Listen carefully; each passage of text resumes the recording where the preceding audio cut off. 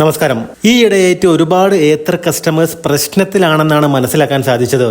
എന്താണ് ശരിക്കും ഏത്തറിന് സംഭവിച്ചത്? ഒരുപാട് കാലമായിട്ട് ഞാൻ റെക്കമെൻഡ് ചെയ്യാറുള്ള വളരെ ചുരുക്കം ചില വണ്ടികളിൽ ഏത്തറിന്റെ 450 സീരീസിൽ വരുന്ന എല്ലാ വണ്ടികളും എപ്പോഴും ഒരു പടി മുന്നിൽ തന്നെയായിരുന്നു.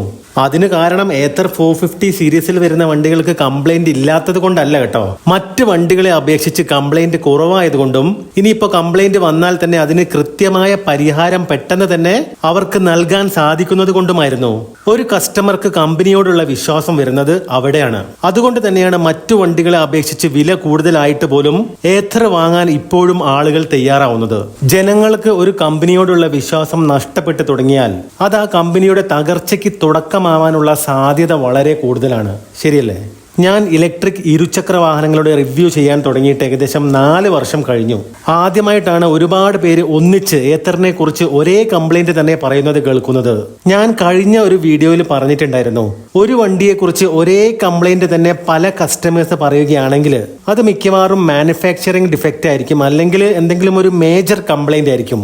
എന്തായാലും ഞാനിപ്പോൾ നിങ്ങളോട് പറയുന്നത് വളരെ കൃത്യമായിട്ട് എണ്ണീറ്റ് തന്നെയാണ് കേട്ടോ. അതായത് കഴിഞ്ഞ ആഴ്ച മാത്രം ഏത്തറിന്റെ കംപ്ലൈന്റ് പറയാൻ വേണ്ടി എന്നെ വിളിച്ചത് 12 പേരാണ്.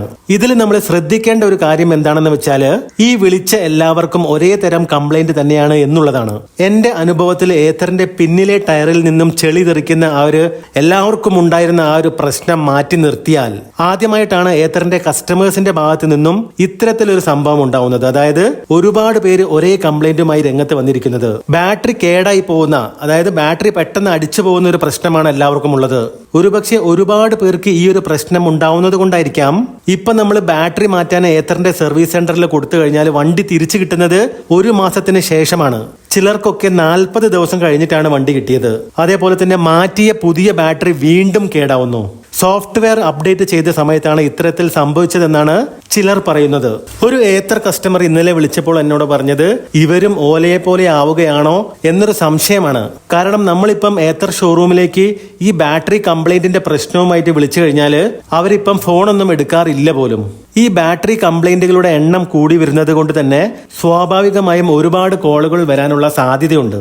വണ്ടി എന്ന് തിരിച്ചു തരാൻ സാധിക്കും എന്ന് കൃത്യമായി പറയാൻ സാധിക്കാത്തത് കൊണ്ടായിരിക്കും ഫോൺ ഇവർ എടുക്കാത്തത് എന്ന സംശയം ഈ കസ്റ്റമേഴ്സിനൊക്കെ ഉണ്ട്. ഒരു വണ്ടിയെക്കുറിച്ച്, അത് ഏത് വണ്ടിയായാലും ശരി, നമുക്ക് ആ വണ്ടിയുടെ അവസ്ഥയെക്കുറിച്ച് കൃത്യമായി മനസ്സിലാക്കാൻ സാധിക്കുന്നത് ആ വണ്ടി ഉപയോഗിക്കുന്നവരിൽ നിന്ന് മാത്രമാണ്, അല്ലേ? ഞാൻ ഇതുവരെ നിങ്ങളോട് പറഞ്ഞത് ഏത്തറിന്റെ കസ്റ്റമേഴ്സ് എന്നോട് ഫോണിൽ വിളിച്ച് പറഞ്ഞ കാര്യങ്ങളാണ് കേട്ടോ. അവരത് നേരിട്ട് നിങ്ങളോട് വീഡിയോയിൽ പറയാത്തത് കൊണ്ട് ഒരുപക്ഷെ ചിലർക്കെങ്കിലും ഈ ഒരു കാര്യത്തിൽ വിശ്വാസക്കുറവുണ്ടായേക്കാം. പ്രത്യേകിച്ച് ഒരുപാട് ഫാൻസ് ഉള്ള ഏത്തറിന്റെ കാര്യമായതുകൊണ്ട് തന്നെ. എന്തായാലും വിശ്വാസക്കുറവ് വേണ്ട. നമുക്ക് എത്രയും പെട്ടെന്ന് തന്നെ ഏത്തറിന്റെ കസ്റ്റമേഴ്സിന്റെ റിവ്യൂ ചെയ്ത് നിലവിലെ സാഹചര്യം അന്വേഷിക്കാം. എന്നിട്ട് അതൊരു വീഡിയോ ആക്കി ഞാൻ നിങ്ങളിലേക്ക് എത്തിക്കാം. ഞാനിനി ഇവിടെ കൂടുതൽ എന്തെങ്കിലും പറയുന്നതിൽ അർത്ഥമുണ്ടെന്ന് തോന്നുന്നില്ല. അതുകൊണ്ട് അധികം വൈകാതെ തന്നെ നമുക്ക് വീഡിയോ ചെയ്യാൻ ശ്രമിക്കാം.